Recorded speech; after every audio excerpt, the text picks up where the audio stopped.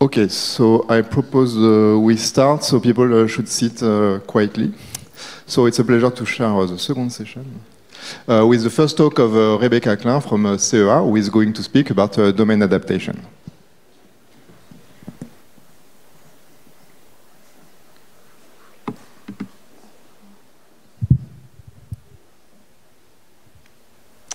Bonjour à tous.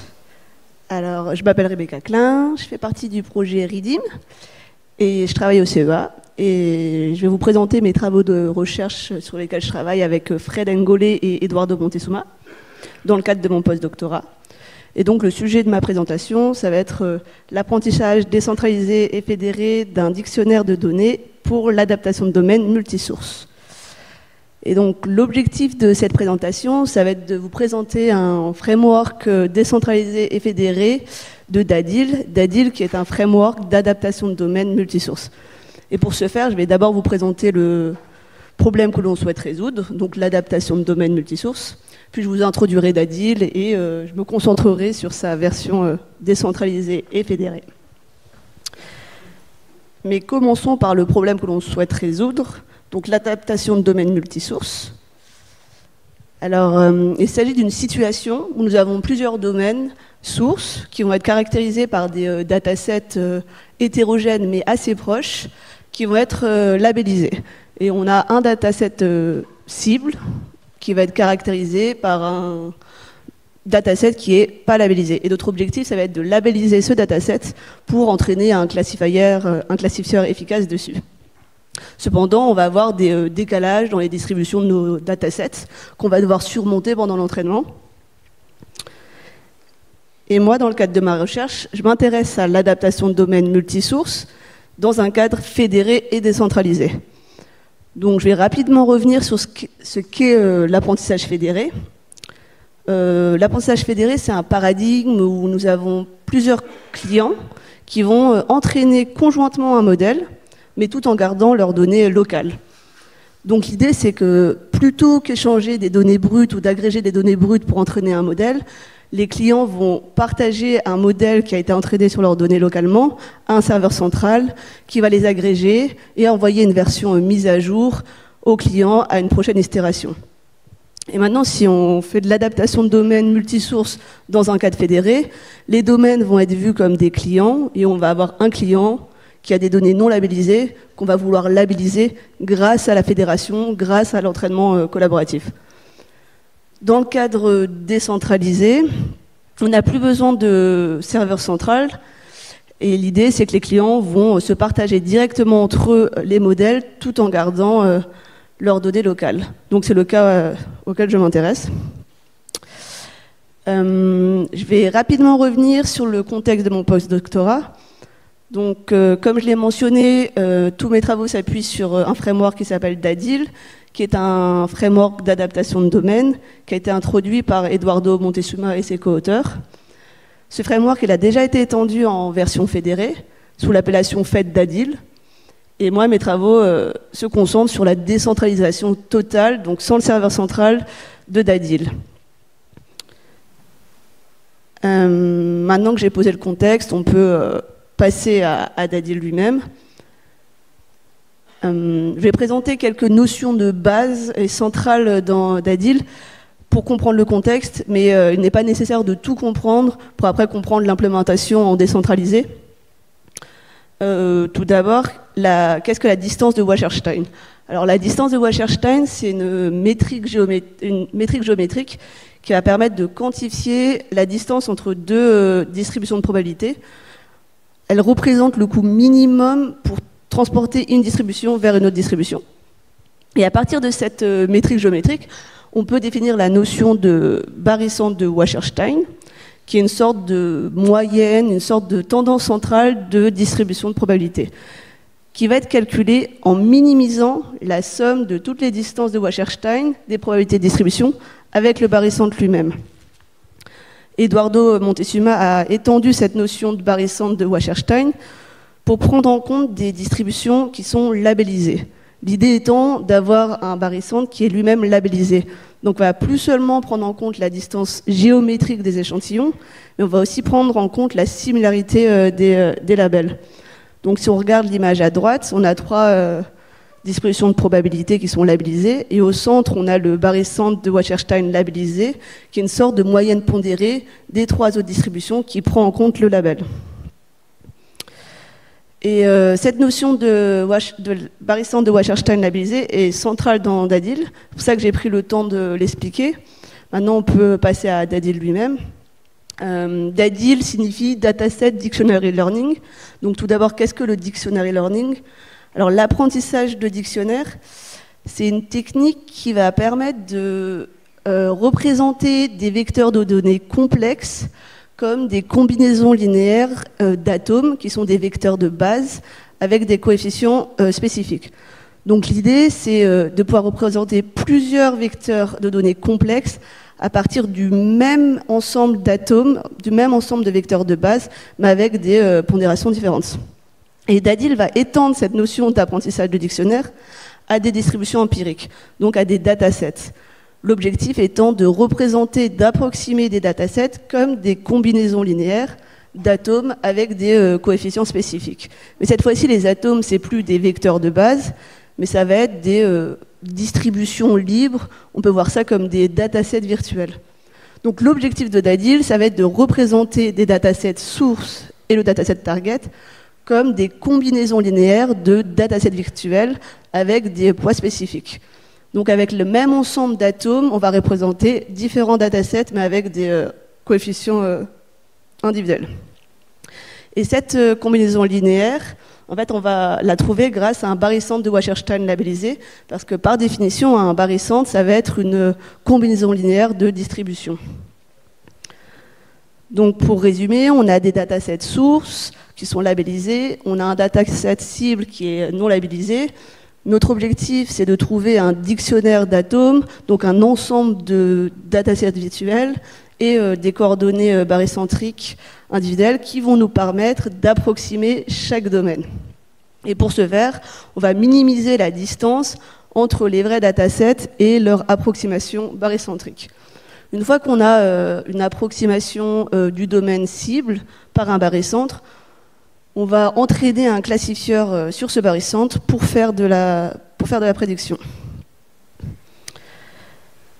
Et donc, DADIL a déjà été étendu en fédéré, et par définition, DADIL est adapté à l'apprentissage fédéré, parce qu'on a une composante qui est partagée par tous les domaines, par tous les clients, qui est les atomes, et on a une composante qui est individuelle, qui est les coordonnées barycentriques.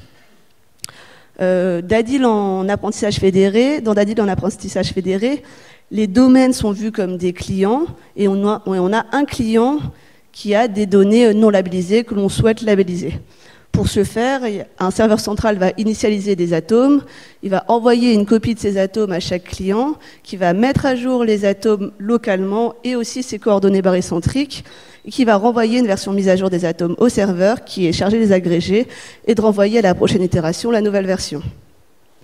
Ce qu'il faut retenir, c'est que seuls les atomes vont transiter entre le serveur et les clients, mais que les coordonnées barycentriques qui permettent en fait de reconstruire les domaines, elles restent privées. Donc c'est ça qui va garantir la confidentialité des données dans la fédération. Et maintenant, on peut passer à sa version décentralisée. Dans la version décentralisée, on enlève la nécessité du serveur central. Donc les clients vont communiquer directement entre eux les atomes. Le but étant d'enlever le point potentiel de vulnérabilité qu'est le serveur central, mais aussi d'avoir une approche qui est plus scalable. Une grosse différence par rapport à la version fédérée ou à la version centralisée se trouve dans l'initialisation des atomes. Dans la version décentralisée, chaque client va initialiser ses propres atomes. Donc, a priori, tous les atomes des clients sont différents. Donc, on a une variabilité supplémentaire. Parce que dans la version fédérée, on avait un serveur central qui garantissait qu'à chaque itération, les atomes étaient similaires pour tous les clients. En pratique, la version décentralisée de DADIL s'appuie sur 3 processus. À chaque itération, chaque client va recevoir des atomes d'un autre client qui est choisi aléatoirement. Il va agréger cette version des atomes reçus avec ses propres atomes et va mettre à jour, par rapport à ses propres données, cette version agrégée des atomes, et aussi mettre à jour ses coordonnées barycentriques pour envoyer une version mise à jour à un client à l'itération suivante. Avec ces trois processus, on a un apprentissage collaboratif sans nécessité d'une coordination centrale. On a mis en place une version alternative d'Adil en décentralisé, qui est sa version paramétrique, et qui s'appuie sur la version paramétrique d'Adil, qui est JMM d'Adil. Et donc dans cette version, les atomes, les domaines et les barycentres sont des GMM, donc des modèles de mixture gaussien. Et ce qui est intéressant, c'est que cette version qui est quand même simplifiée, parce que la représentation des domaines, maintenant, c'est plus que des GMM qu'on a entraînés sur des datasets, donc juste un mélange gaussien, bah, elle obtient des aussi bons résultats, voire des meilleurs résultats que la version non paramétrique. Et elle répondait à un défi de la version non paramétrique, qui était que le nombre d'échantillons dans les atomes augmentait fortement avec la taille des datasets des domaines, ce qui posait problème dans le cas où on avait des gros datasets dans le temps de calcul, notamment. Je n'ai pas affiché de tableau de résultats bruts, mais globalement, ce qu'on peut retenir, c'est que ces deux versions, elles concurrencent la version fédérée et surpassent plusieurs modèles benchmark d'adaptation de domaines multisources décentralisés. Une des différences majeures avec la version fédérée ou la version décentralisée se trouve dans l'appariement des atomes. En fait, dans la version fédérée, à chaque itération, le serveur central va recevoir les différentes versions des atomes et va agréger les atomes 1 ensemble, les atomes 2 ensemble, les atomes 3 ensemble, etc., dans un ordre préétabli à l'initialisation. Mais comme je l'ai mentionné, dans la version décentralisée, il n'y a pas d'ordre préétabli vu que les atomes sont différents a priori pour chaque client. Et donc on va avoir une plus grande flexibilité dans l'appariement des atomes. Globalement, dans la version décentralisée, quand un client reçoit des atomes d'un autre client, il a la possibilité de choisir 3 stratégies d'appariement. Soit il apparie les atomes de façon aléatoire, donc le premier atome avec le troisième par exemple, etc. Ou d'une façon fixe qui est définie a priori comme dans la version fédérée, ou il peut aussi choisir d'apparier ces atomes en fonction de leur similarité. Dans cette stratégie-là, on va essayer de réduire la variabilité entre les atomes des clients. Alors que dans la stratégie aléatoire, on va essayer d'introduire un peu plus de variabilité. Ce qui est intéressant, c'est que peu importe la stratégie qu'on choisit, les résultats sont à peu près les mêmes et Dadil en décentralisé fonctionne, ce qui veut dire que la fédération marche et que l'information se propage correctement, même s'il y a plus ou moins de variabilité. Donc là, j'ai déjà commencé à mentionner le fait qu'il y a de la variabilité entre les atomes des clients. Et cette question nous amène à nous poser une autre question, qui est celle du consensus entre les clients. Alors, comme je l'ai mentionné, à l'initialisation, les atomes vont être différents, mais on peut s'attendre qu'avec un partage itératif et une moyennisation des atomes, les atomes vont s'aligner progressivement dans le temps entre les clients, et on devrait arriver à la fin de l'entraînement avec des atomes plus similaires. Donc, on devrait avoir une sorte de consensus entre les clients à la fin de l'entraînement. Et pour pour illustrer cette question du consensus, je vais vous présenter quelques résultats sur un dataset benchmark, qui est le dataset Office Home. C'est un dataset d'images qui proviennent de 65 catégories d'objets de la vie de tous les jours, issus de 4 domaines visuels. Pour cette étude de cas, le domaine cible, ça va être le domaine produit. Et donc, j'ai entraîné la version décentralisée de Dadil sur ce dataset, selon les 3 stratégies d'appariement. Et pour évaluer la question du consensus, à chaque itération d'entraînement et pour chaque client, j'ai calculé une sorte d'enveloppe de barycentre avec les atomes des clients, avec des pondérations différentes. Et puis, j'ai suivi la distance de ces barycentres entre les clients en fonction des itérations. En fait, l'idée, c'est d'avoir une sorte d'explorer un éventail possible des barycentres pour chaque itération et de suivre la distance maximale de ces barycentres. Globalement, si cette distance diminue au fil des itérations, ça veut dire que les atomes s'alignent progressivement et que les clients arrive à une sorte de consensus. Donc sur cette diapositive, on voit la distance maximale de Wasserstein entre les barycentres du domaine cible, qui est le domaine produit, et des domaines sources. En ordonnée, on a la distance, en abscisse, on a les itérations, et les couleurs des courbes représentent les différentes stratégies d'appariement des atomes. Donc en noir, on a la stratégie en fonction de la similarité, en bleu, la stratégie aléatoire, et en rouge fixe. Tout d'abord, ce qu'on peut voir, c'est que la courbe est décroissante. Donc, ce qui veut dire que cette distance entre les barycentres diminue au fil des itérations, et ce qui illustre que les atomes s'alignent progressivement avec l'entraînement et que les clients se dirigent vers un consensus à la fin de l'entraînement. Ce qui est aussi intéressant de voir, c'est l'ordre des courbes. On voit que la courbe noire, qui correspond à la stratégie en fonction de la similarité, donc avec le moins de variabilité, a la distance de Wasserstein, la distance la plus faible. Par exemple, si on la compare avec la courbe bleue, on voit que quasiment pour toutes les itérations, la courbe bleue, qui correspond à la stratégie d'appariement aléatoire, a une distance supérieure. En fait, c'est assez intuitif, parce que dans la stratégie où on apérit nos atomes de façon aléatoire, on souhaite rajouter de la variabilité entre les atomes de nos clients.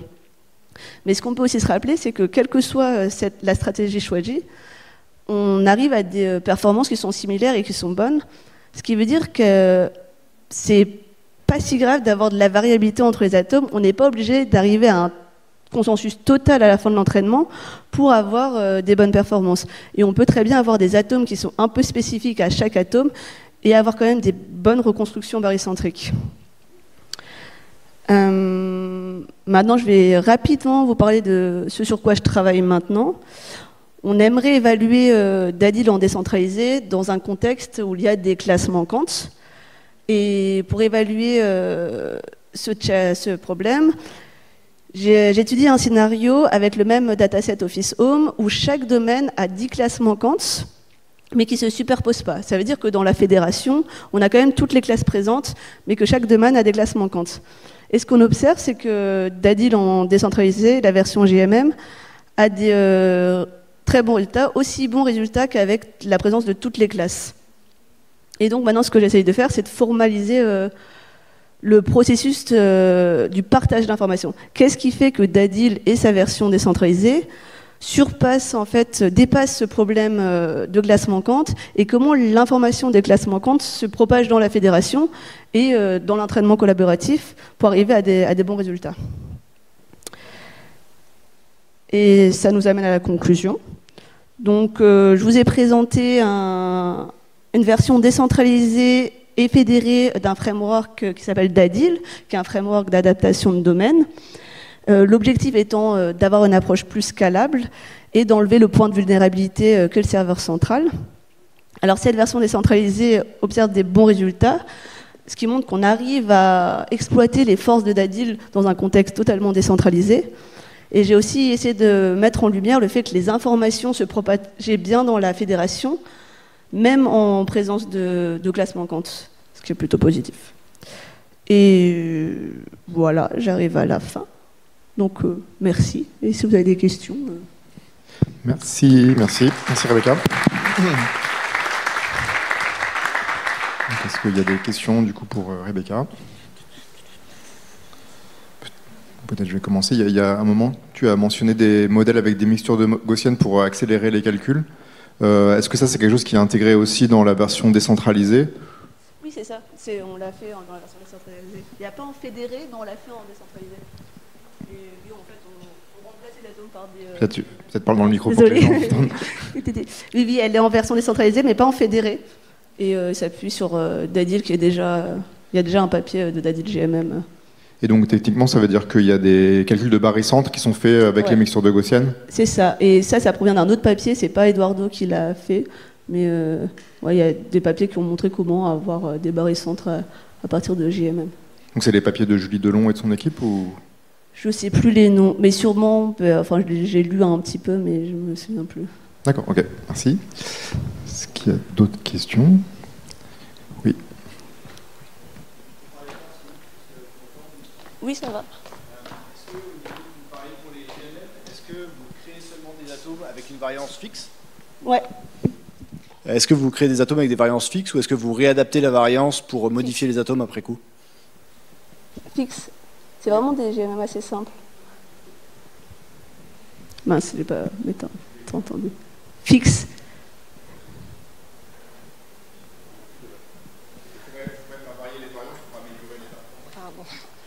Bon, en vrai, les performances sont déjà bonnes. Désolée. Et l'idée, c'est d'avoir quelque chose de simple. En plus simple. Mais peut-être, hein, mais... Ah, ça remarche. D'accord, enfin merci.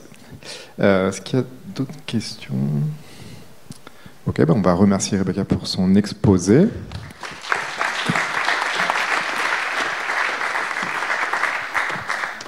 Faire de l'IA, eh ben, on construit toujours de plus en plus gros. Et à cela aussi, dans les présentations précédentes, on commence à remarquer peut-être une stagnation des performances de nos GPU. Et donc, plutôt que de voir toujours plus gros, l'idée serait de se dire pourquoi pas changer le paradigme de calcul. Donc, l'informatique neuromorphique, si on compare ça à l'informatique quantique, ben, aujourd'hui, dans nos systèmes actuels, l'information est encodée en binaire, alors que dans l'informatique neuromorphique, on va l'encoder via des spikes. Donc un spike, c'est un événement dans le temps. L'architecture, ça va être des réseaux de neurones avec de l'apprentissage. Et dans l'informatique neuromorphique, on va venir tenter de modéliser le comportement du neurone par le composant électronique lui-même. Et donc, on va avoir certaines propriétés, on va avoir des unités de mémoire et de calcul colocalisées. On est massivement asynchrone, puisqu'on est basé sur les événements, on ne fait que des calculs que quand on a un événement. Donc on a des calculs event-based avec les spikes, les impulsions. On a du calcul analogue. Et donc, puisqu'on modélise le comportement du neurone par le composant électronique lui-même, on n'a pas d'opération MAC. Un neurone ne va faire qu'accumuler du potentiel. Les avantages à cela, c'est que on va consommer peu en énergie. On va être scalable, puisque pour augmenter la puissance de notre architecture, il suffit de rajouter des neurones ou des synapses. On va avoir une certaine flexibilité. Et on se rapproche aussi de la biologie, puisque l'idée ici, c'est d'essayer d'imiter ce que fait notre cerveau, qui consomme seulement 20 watts, pour essayer de consommer moins lorsqu'on va faire de l'intelligence artificielle. Et donc, maintenant, si on concentre sur le neurone en lui-même, donc ici vous avez à gauche le graphe d'un neurone classique, qu'on retrouve un petit peu partout, avec notre fonction de transfert et la fonction d'activation. Et à droite, on a notre neurone impulsionnel. Donc on voit en entrée, on va avoir des impulsions, on va avoir un gros neurone, que je vais expliquer après. Et en sortie de ce neurone, on va aussi avoir des impulsions dans le temps. Donc si on se concentre sur le modèle de neurone en lui-même, donc ici on a le Leaky Integrated Fire, le LIF. On remarque que maintenant, en abscisse, on a le temps en ordonnée, le potentiel de la membrane. Donc ce potentiel-là va définir l'état actuel de notre neurone à un certain temps donné. Et nos entrées qu'on voit en bas vont être des impulsions, et les sorties en haut vont aussi être des impulsions. Donc le neurone va émettre une impulsion lorsqu'il va atteindre un threshold, une limite, ici qui est écrit, dénommé VTH. Une fois qu'on a émis une impulsion, l'état du neurone retourne à un état d'initialisation. Et donc, ce qu'on remarque ici, c'est qu'on a un neurone qui est fortement paramétré. On a notre threshold, VRS, VRZ, on a un leakage aussi, et une période réfractaire qui est une période de repos durant laquelle le neurone devient incapable d'accumuler du potentiel.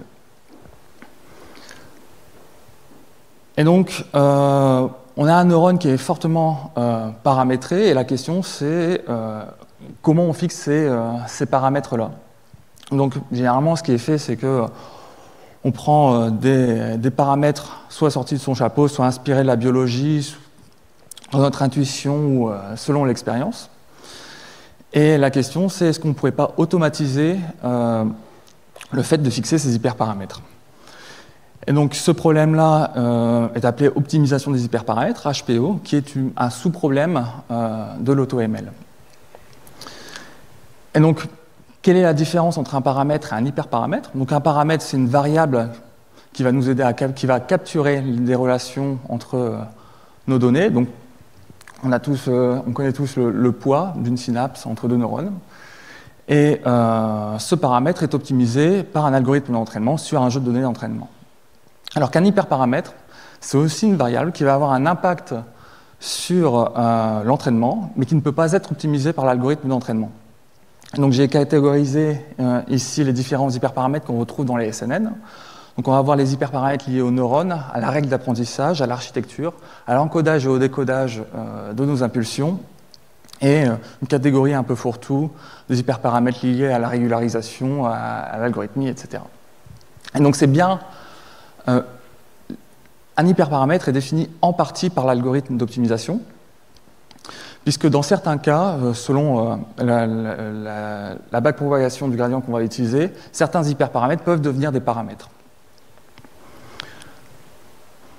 Et donc formellement, on a un problème de minimisation, de l'entraînement. On va venir minimiser, essayer de trouver θ étoile, nos paramètres optimum sur une loss, calculée sur un ensemble d'entraînement. Donc on a ici n, notre SNN, paramétrisé par θ, hyper paramétrisé par lambda.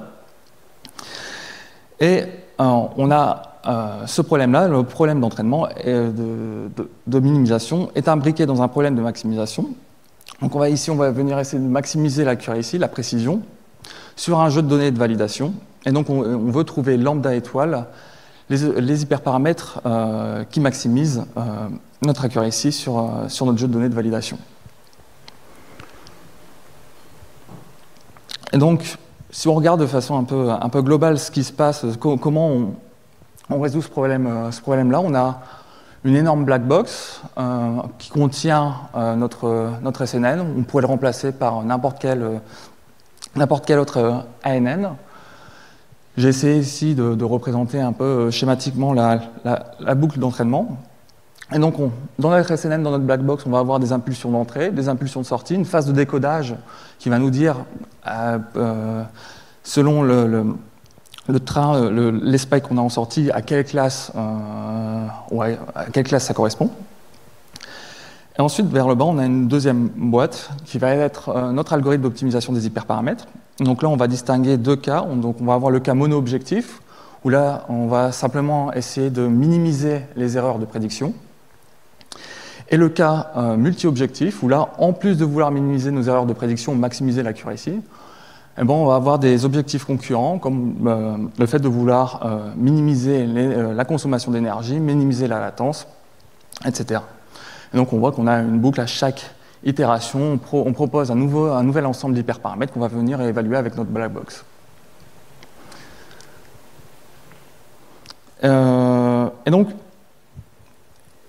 ici, j'ai dit que dans cette black box, on pouvait remplacer notre SNN par n'importe quel ANN.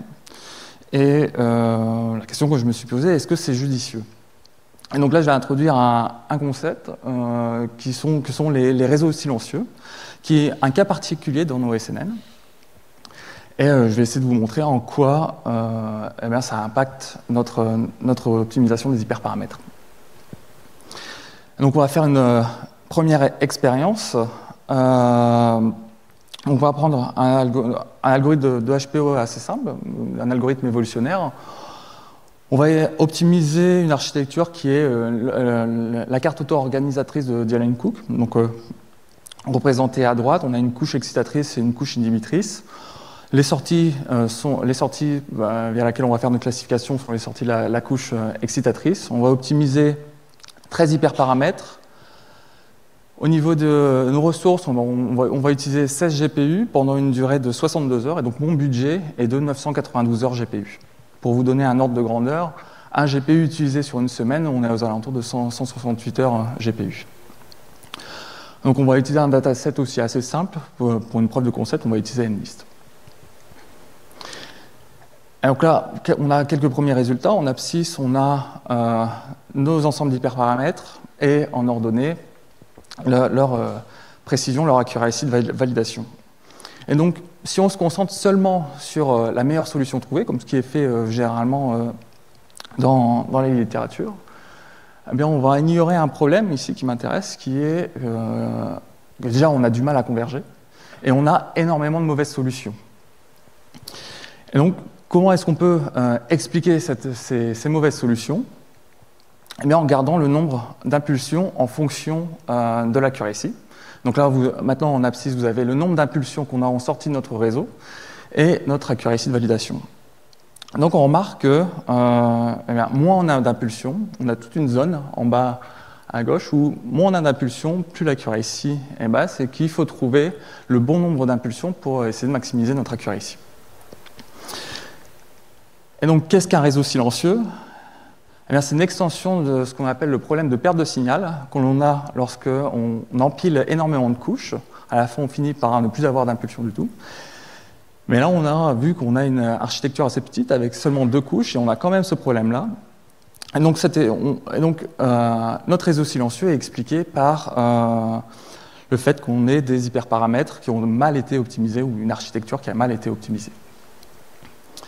Et donc maintenant, plutôt que de voir notre problème de HPO comme une black box, eh bien, on pourrait peut-être utiliser ces impulsions pour améliorer l'algorithme de HPO. Donc on le fait de 2 façons. On va utiliser les impulsions pour définir un critère d'early stopping. Et donc si je prends par exemple dans la salle quelqu'un qui s'est endormi, ça ne sert à rien de lui montrer, et que je commence à lui montrer des images, je lui demande de les classifier, ça ne sert à rien de lui montrer 60 000 images pour que je me rende compte qu'il s'est endormi. Et donc l'idée ici est un peu similaire. Ça ne sert à rien d'effectuer énormément de calculs alors qu'on n'a aucune impulsion en sortie. La deuxième adaptation qu'on va faire, c'est qu'on va venir modéliser une des contraintes black box sur ce nombre d'impulsions, puisque l'idée c'est d'éviter d'échantillonner des ensembles d'hyperparamètres qui vont produire des réseaux silencieux.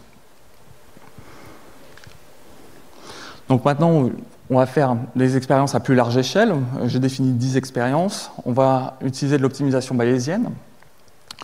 On va toujours utiliser notre architecture, notre carte auto-organisatrice. On introduit maintenant des réseaux de convolution. On optimise un petit peu plus d'hyperparamètres. On a toujours 16 GPU. Mais on va augmenter ici le temps de nos expériences. On va atteindre une centaine d'heures. Et on a donc un budget de 1600 heures GPU. Donc les calculs ont été paralysés sur Janzé. On a introduit aussi un deuxième jeu de données qui est DVS Gesture, qui est un jeu de données purement neuromorphique, qui sont des données spatio-temporelles qui sont un peu plus compliquées à classifier. Donc quelques mots sur l'optimisation bayésienne basée sur les processus gaussiens. L'idée, c'est de venir approximer notre fonction par ce qu'on appelle un surrogate, une approximation. Donc ici, vous avez un exemple de la fonction sinus approximée par un processus gaussien. Et donc, on obtient en sortie une distribution de fonctions. Et plutôt que d'optimiser directement notre fonction objectif, qui est coûteuse, eh bien, on va d'abord optimiser notre approximation pour sélectionner un ensemble d'hyperparamètres potentiellement bons. Et ensuite, on vient l'évaluer sur notre fonction réelle et on met à jour notre processus gaussien. Donc en haut, vous avez le processus gaussien sur la fonction sinus et en bas, la fonction d'acquisition qui, pour chaque point de notre approximation, va nous dire à quel point ce point est prometteur ou non.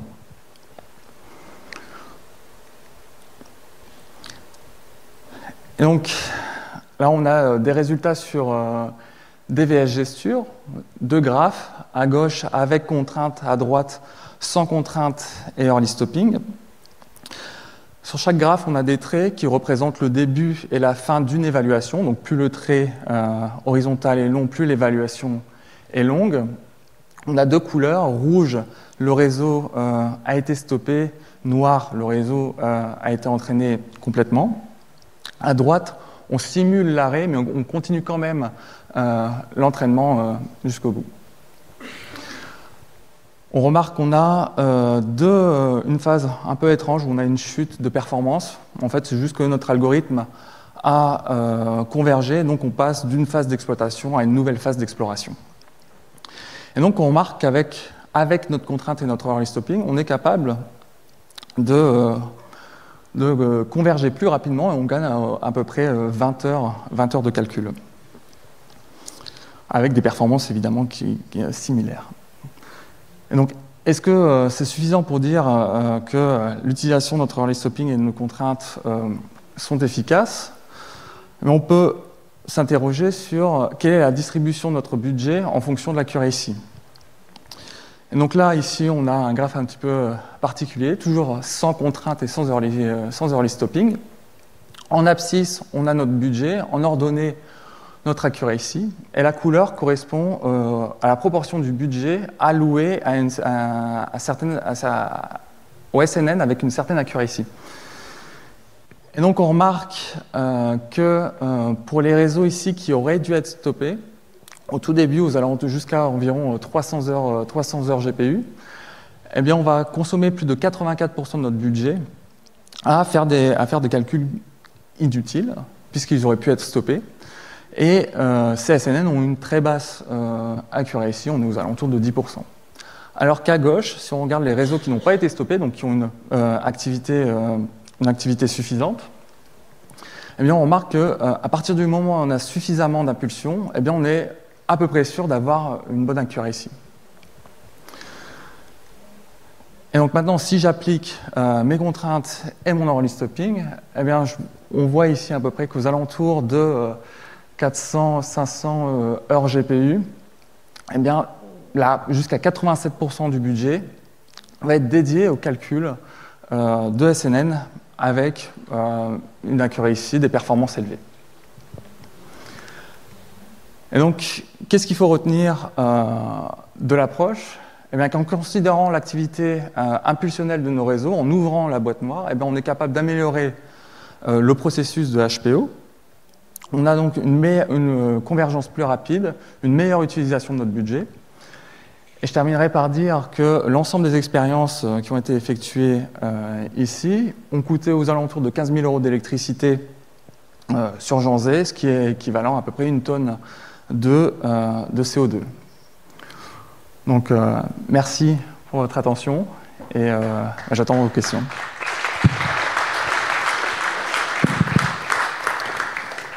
Donc, est-ce qu'il y a déjà des questions pour l'exposé sur la méthode? Donc, juste en termes des tâches, là, c'est plutôt des tâches de classification qui sont résolues. Et est-ce que ça pose un problème de résoudre d'autres tâches Alors, avec les SNN, on est surtout sur des tâches de classification, puisque la régression, c'est un peu compliqué à faire. En fait, la difficulté, c'est de venir décoder les spikes, les impulsions qu'on a en sortie en un flottant.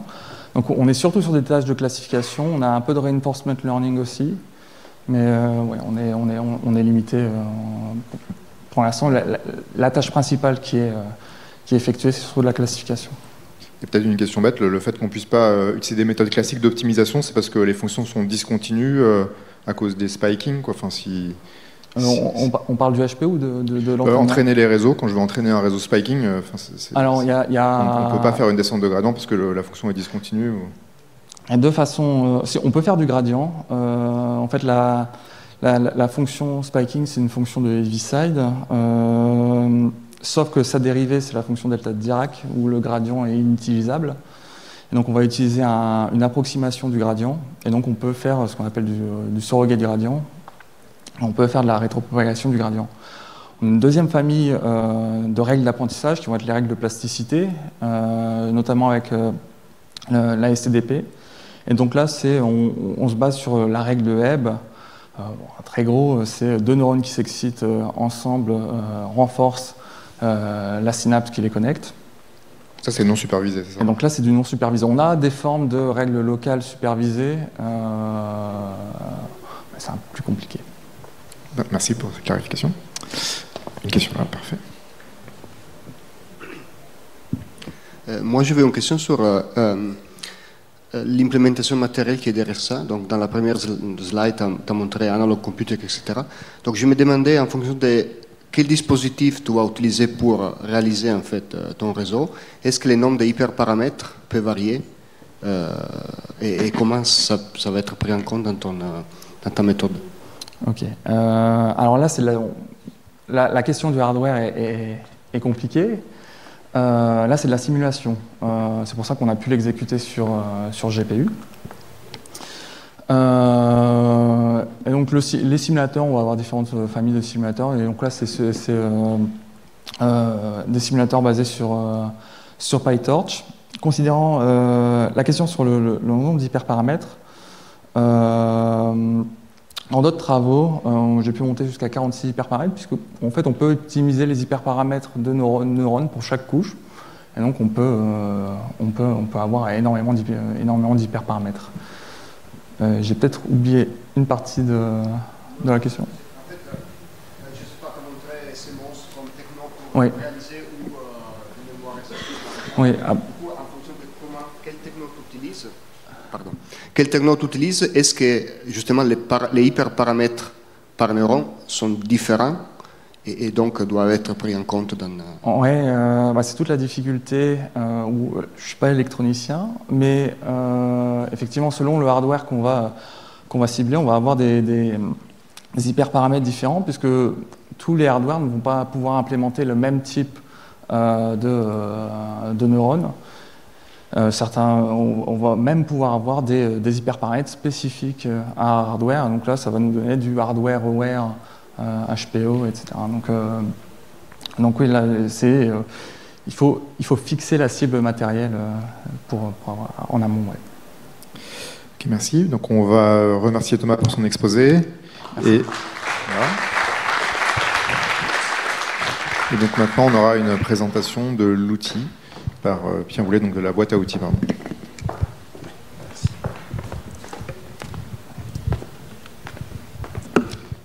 Merci. Donc, je vais vous présenter un ensemble d'outils, dont celui dont a parlé Thomas, qui sont développés dans mon équipe à Cristal, à l'Université de Lille.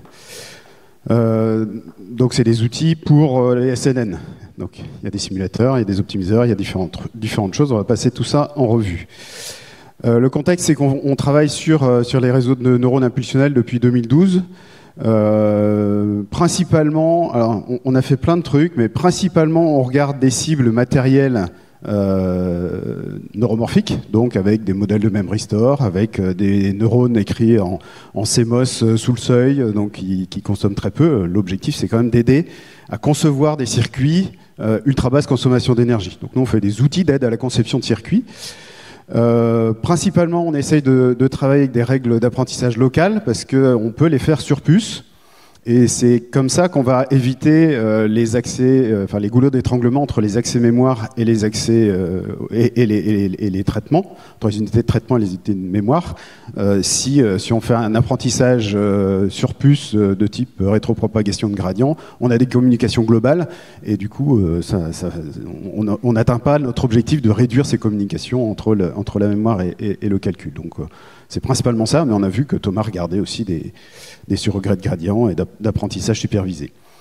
Et puis, on essaye de travailler avec des jeux de données impulsionnels, naturellement impulsionnels, pour les mettre juste après des capteurs. Donc on est bien dans le cas qui ressemble à ce que disait notre collègue de l'IMEC ce matin, où la couche neuromorphique, elle est juste après le capteur. Et ensuite, on va pouvoir passer dans le monde numérique. Donc on fait de l'informatique analogique. Donc le numérique n'est pas un surensemble de l'informatique. L'informatique peut être analogique si on prend informatique au sens de traitement automatisé de l'information. Dans notre cas, donc on a oublié tout ce qu'on savait sur le numérique et puis on regarde des trucs où les informations sont plus connues en binaire, etc. Donc c'est rigolo. Mais on fait quand même du code et du code numérique parce qu'on n'a pas le matériel. Aujourd'hui, ces matériels, c'est des prototypes qu'on regarde avec des loupes. Et donc, on ne sait pas faire tourner ces codes-là, ces réseaux de neurones impulsionnels en matériel, en tout cas, aujourd'hui. Et donc, on a développé des outils qui nous permettent de simuler ces outils-là et de faire de l'aide à la conception. Donc je vais vous passer en revue les 5 outils qui sont là, c'est pas la peine de lire leurs noms, on va les voir juste après chacun, l'un après l'autre. Et ils sont tous open source et tous disponibles sur le GitLab de l'université, sauf celui de Thomas qui est sur un autre truc, mais qui va bientôt y arriver. Donc vous pouvez tous les télécharger et jouer avec. Le premier, historiquement, s'appelle Nessie. Ça s'écrit N2S3, mais c'est Nessie que ça se dit, Neural Network Scalable Spiking Simulator. On a essayé de coller au mode d'exécution du hardware, donc faire une simulation événementielle où on va simuler impulsion par impulsion et on va simuler ce qui se passe dans une synapse quand il y a une impulsion qui traverse ces synapses, ce qui se passe dans un neurone quand il y a une impulsion qui arrive dans le neurone, et puis rien faire pendant qu'il n'y a pas d'événement. Donc on a vraiment tout le moteur de simulation est basé sur ces événements. Il est très général, c'est-à-dire qu'on peut modéliser n'importe quel type de hardware là-dedans, du moment qu'on arrive à écrire les équations, y compris des architectures récurrentes de toutes sortes. Donc le réservoir computing avec des connexions aléatoires, c'est possible. On peut avoir des modèles de neurones différents par neurone, des modèles de synapses différentes par synapse, si on veut. On peut aussi faire des couches uniformes sur les modèles. On a implémenté différents modèles de neurones et de synapses. Donc tout ça, c'est très modulaire. Donc on peut redéfinir ces modèles si on a envie. On peut simuler là-dedans à la fois les modèles, la partie fonctionnelle, qu'est-ce qui se passe dans les variables d'état des neurones, des synapses, quand il y a une impulsion qui passe, mais aussi la consommation d'énergie, par exemple, induite par ces opérations. Et on l'a construit aussi avec une architecture logicielle scalable, pour pouvoir simuler des choses un peu plus grosses que 2 couches de 100 neurones. Et donc c'est une architecture logicielle qui elle-même est basée sur des acteurs. Donc on parlait parallélisme tout à l'heure, c'est un parallélisme à base d'acteurs qui est naturellement distribuable sur différentes machines. Et donc on s'est appuyé sur une bibliothèque d'acteurs qui est présente dans le langage Scala et qui nativement correspond au mode d'exécution événementiel de nos réseaux événementiels. Alors c'est pas si simple que ça pour avoir des performances. Si on est trop fin, si on simule événement par événement, les performances sont catastrophiques. Mais en regroupant les événements, ça fonctionne assez bien. C'est un code qui est stable depuis 2018, qui a été porté récemment aux nouvelles versions de Scala, donc qui est utilisable avec les distributions logicielles d'aujourd'hui et qui a été industrialisé. On a eu l'aide d'un ingénieur pendant 6 mois qui nous a industrialisé le code avec les tests automatiques, avec une documentation, etc. Donc c'est l'outil parmi tous ceux que je présente qui est le plus mature et le plus facilement utilisable à l'extérieur. Bon, il faut connaître Scala, d'accord. Ensuite, on a CSNN, qui est, quand on a voulu s'attaquer au réseau de neurones convolutionnels, en fait, Nessie n'était pas assez performant. Et donc, on a écrit un simulateur plus spécialisé, donc plus performant, pour des architectures convolutionnelles, mais il ne peut pas faire des architectures récurrentes. Donc voilà, mais le fait qu'il soit régulier, feed-forward, on a pu utiliser des unités SIMD dans les CPU, les SSE et compagnie, qui font qu'on génère cette fois-ci, on utilise du code C++ avec ces unités SIMD et ça va plus vite. Et on a pu, donc c'est un prototype de recherche qui est utilisé encore aujourd'hui pour une autre thèse, mais qui reste à l'état prototype. Donc ces 2 simulateurs, en fait, des fois on a eu des comportements bizarres qu'on ne comprenait pas bien. Quand on regarde le résultat à la fin, et puis ça classe bien ou ça classe pas bien, mais pourquoi ça classe bien, pourquoi ça classe pas bien? On a regardé des méthodes d'élagage, par exemple, pour essayer d'optimiser nos réseaux, et puis des fois, on ne comprenait pas le résultat, et donc on s'est posé la question de est-ce qu'on ne pourrait pas avoir un débugger pour comprendre ce qui se passe pendant l'apprentissage? Et donc on a fait une sorte de débugger visuel, c'est-à-dire qu'on enregistre tous les événements qu'il y a dans la simulation, tous les changements de variables d'état, toutes les impulsions, toutes les traversées de synapses. Et on a un outil qui prend ces traces et qui, post-mortem, nous permet de les afficher et de zoomer dedans dans le temps, de déplacer le temps en avant, en arrière, de regarder un neurone, une couche de neurones, d'essayer de comprendre ce qui s'est passé. Et ça nous a aidé à comprendre comment se passait l'apprentissage et à débugger à la fois des jeux de données qui n'étaient pas bien mis, parce que quand on passait différents batchs, il se passait des trucs. On a pu comprendre des phénomènes liés au simulateur lui-même, à débugger le simulateur, à débugger la procédure d'apprentissage, etc. Donc c'est un outil qui est flexible, qui est un outil de type big data, parce que ces traces, on arrive vite à des centaines de gigas, voire des téraoctets de données quand on fait ce genre de simulation. Et donc on a un stockage avec des outils comme MongoDB, on a un back-end écrit en Spark qui va nous pré-traiter les données pour pouvoir les afficher rapidement à la demande, et puis un affichage dans une page web avec Python et la bibliothèque Dash pour générer les affichages. Pareil, prototype de recherche, ça fonctionne, mais il faut prendre le temps de rentrer dedans pour réussir à le faire fonctionner. Puis ça nécessite quand même un petit peu de déploiement complexe avec mettre en place tous les outils, la base de données, le back-end, et puis l'affichage web avec un serveur web pour générer l'affichage. Bon, c'est pas complètement évident à faire tourner, mais c'est fonctionnel et ça nous a bien aidé à comprendre ce qui se passait dans nos simulations. Zelige, c'est l'outil qu'a développé Thomas pour l'HPO.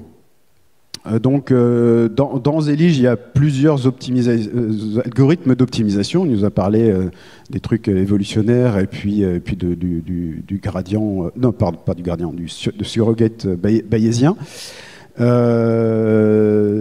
L'optimisation est parallélisée, on l'a fait fonctionner sur Jean Z. Donc, non seulement, ce qu'on parallélise, c'est l'optimisation des hyperparamètres, et chacun des points qui sont évalués par cette optimisation tournent sur un GPU, mais on ne va pas faire du multi-GPU entre les différentes évaluations. Les paramètres, il ne l'a pas bien précisé, mais il y a des paramètres continus, il y a des paramètres discrets. On est monté à plus d'une quarantaine de paramètres différents, donc c'est de l'optimisation mixte. En gros, c'est ce qui se fait de plus dur en optimisation combinatoire aujourd'hui. Les contraintes peuvent être black box ou grey box, et puis ce qu'a montré Thomas, c'est qu'on peut faire de la multiple fidélité, c'est-à-dire qu'on peut arrêter, on peut se dire, voilà, j'ai un budget de 600 heures de GPU, et puis j'arrête, je prends la meilleure optimisation, la meilleure donnée à ce moment-là, quand j'ai fini d'utiliser mon budget de GPU. Et puis si j'en ai plus, je peux continuer à optimiser. C'est de la programmation orientée objet à un haut niveau avec du MPI par derrière, donc Python plus MPI. Et puis bon, c'est en train d'être réécrit. Thomas est en train de le réécrire en Rust pour mieux maîtriser le truc, et puis le spécialiser pour le HPO de SNN, pour avoir quelque chose d'encore plus rapide et plus performant et plus maintenable. Dernier outil dont je vais parler, qui s'appelle ModNef, et vous pouvez retrouver Aurélie devant son poster demain midi, juste là en haut, qui peut vous en parler un peu plus. Pour essayer d'aller vers des choses plus opérationnelles, on va pouvoir mettre des capteurs et traiter les données sorties des capteurs directement. Comme on n'a pas les matériels neuromorphiques, le mieux qu'on peut faire, c'est de faire une émulation en FPGA de ces matériels. Et donc, on a une architecture d'inférence, cette fois-ci, on ne fait pas l'apprentissage, ou pas encore, sur ce truc-là, de réseau impulsionnel sur FPGA. Donc, c'est complètement configurable. On peut, y compris, faire des architectures récurrentes avec cette infrastructure. On a plusieurs modèles de neurones et de synapses, alors qui ne sont pas les mêmes que dans le logiciel. Ils sont simplifiés pour pouvoir s'exécuter sur du matériel de manière plus efficace. Et donc l'architecture de ce code-là, c'est du Python, c'est un générateur Python qui va générer tout ce qu'il faut pour générer le hardware par derrière. Donc il y a des bouts de VHDL qui sont en bibliothèque, et puis des générateurs qui génèrent la glue autour de tous ces trucs-là.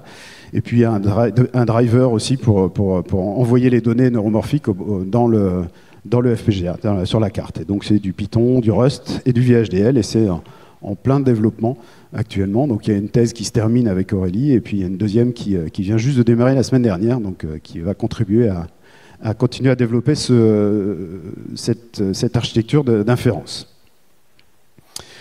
Donc qu'est-ce qu'on fait dans le projet Émergence à Crystal?